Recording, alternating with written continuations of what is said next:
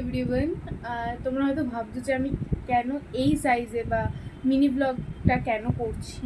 Actually কালকে হচ্ছে ষষ্ঠী, তোমরা সকলেই জানো। আজকে তারিখ হচ্ছে 11 তারিখ, কালকে 12 তারিখ, কালকে জামাই ষষ্ঠী। আর রনির এই বছর প্রথম জামাই ষষ্ঠী।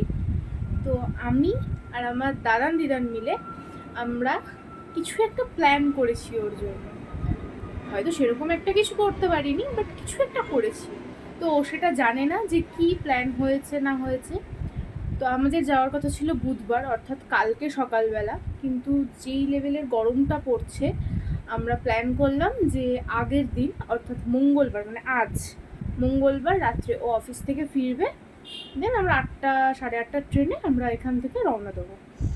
তো ও জানে না যে ওর জন্য কি কি আইটেম রান্না করা হচ্ছে বা কি কি হচ্ছে। তো চলো তোমরা দেখো। হয়তো এই যে আমি বললাম এরপরে কিন্তু আমি আর মানে কিছু এখন মানে এরকম ভিডিওতে কিছু বলতে পারবো না, আমাকে পরে ভয়েস ওভার দিতে হবে। কারণ ওকে আমি বলতে চাই না, এটা ওর জন্য সারপ্রাইজই থাক যে এই বছরের জামাই ষষ্ঠীটা ওর কাছে একটু অন্যরকম হবে, কারণ বিয়ের প্রথম বছর বলে কথা। তো সঙ্গে থেকো তোমরা।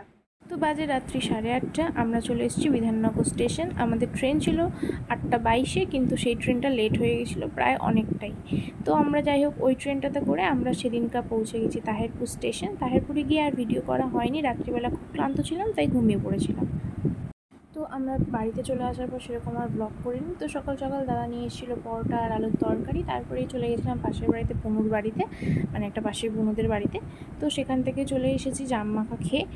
এসে দেখছি প্রায় 2টো বাজতে চললো। তো প্রচণ্ড গরম লাগছিলো, মানে এতটাই গরম, ষষ্ঠীর যে গরমটা সকলে বলে তো সেটা একদম বোঝাই যাচ্ছে। আমি তো সকাল সকাল স্নান টান করে পাউডার মেখে বসে রয়েছি, তাও মনে হচ্ছে গরম কমছে না।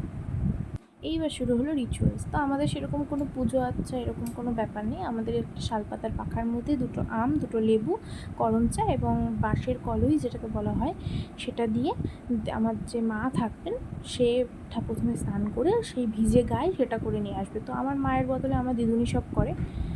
যাই হোক, মা প্রথমে ঠাকুরকে ষষ্ঠীর ষাটের জল দেওয়া হলো, তারপর দেওয়া হলো রনির মাথায় 3বার ষাটের জল দিয়ে এবং আশীর্বাদ করে রনিকে খাওয়ার মানে গিফটগুলো আস্তে আস্তে হাতে তুলে দিচ্ছে। তার মধ্যে মানে তুলে দেবে, তোমরা সবটাই দেখবে। তো তার মধ্যেও আমাদের দুজনের পাগলামি তো বন্ধ হয় না, তো আমরা সেখানেও পাগলামি করেছি। তো এইবার দিচ্ছে হচ্ছে প্রদীপের ভাব, মানে যেটাকে বলে প্রদীপের যে ইয়েটা দিতে হয় ঠাকুরের সেটা দিয়েছে। তো প্রদীপের ওটা দিয়ে দেওয়ার পরে চলে আসলো ফলের থালা, যেটা আমাদের বাড়ির নিয়ম। ফার্স্টে ফল তুলে দিল, তারপরে দিল রনির গিফট, দেন আরেকটা গিফট, তারপরে রনি দিয়ার জন্য যে জিনিস নিয়েছিল সেইটা দিল দিয়াকে, তারপরেই বসে পড়লো ও। আজকের মেনুতে ছিল 5 রকমের ভাজা, টকের ডাল, পটল পোস্ত, পার্শে মাছের পাবদা মাছের একটা রেসিপি, কাতলা মাছ, চাটনি, মিষ্টি, দই। তো দেখো তোমরা, ষষ্ঠীর পরের দিন সেরকম কিছুই করা হয়নি, শুধুমাত্র কয়েকজন বাড়ির মানে পাশের বাড়ির 2টো বাচ্চা আমাদের বাড়িতে খাওয়া দাওয়া করেছে, ব্যাস ওইটুকুই। তো আমরা চলে এসেছি তাহেরপুর স্টেশন। এবার তাহেরপুরকে টাটা করে চলে যাচ্ছি বাড়ি। তো চলো দেখা হচ্ছে নেক্সট কোনো ব্লগে, ততদিন তোমরা ভালো থেকো, বাই।